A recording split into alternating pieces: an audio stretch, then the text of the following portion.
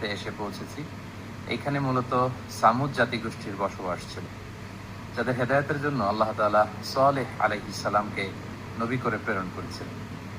এবং সামুদ জাতির বৈশিষ্ট্য ছিল ওনারা তারা পাথর বেষ্টিত এলাকায় তাদের জনপদ ছিল, এবং পাথরকে খোদাই করে, পাথরের মধ্যে শিল্পকর্ম করে, খোদাই করে, ডিজাইন করে তারা পাথরের ভেতরে তাদের বসবাস স্থাপন করেছিল।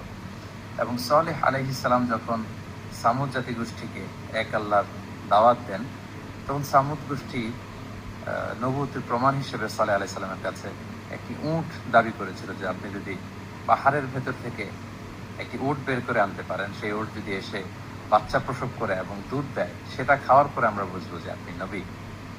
এবং তিনি দোয়া করলেন সালেহ আলাইহিস সালাম আল্লাহর কাছে। আল্লাহ তাআলা পাহাড় থেকে একটি 10 মাসের গর্ভধারণী উটকে তিনি বের করে আনলেন। কিন্তু সালেহ আলাইহিস সালামের উম্মত সামুদ জাতি এটা দেখেও তারা বিশ্বাস করলো না এবং উটটিকে হত্যা করলো কিছুদিন পরে। এবং তাদের এই ধৃষ্টতার জবাব হিসেবে, শাস্তি হিসেবে আল্লাহ তাআলা জিবরিল আলাইহিস সালামকে পাঠালেন।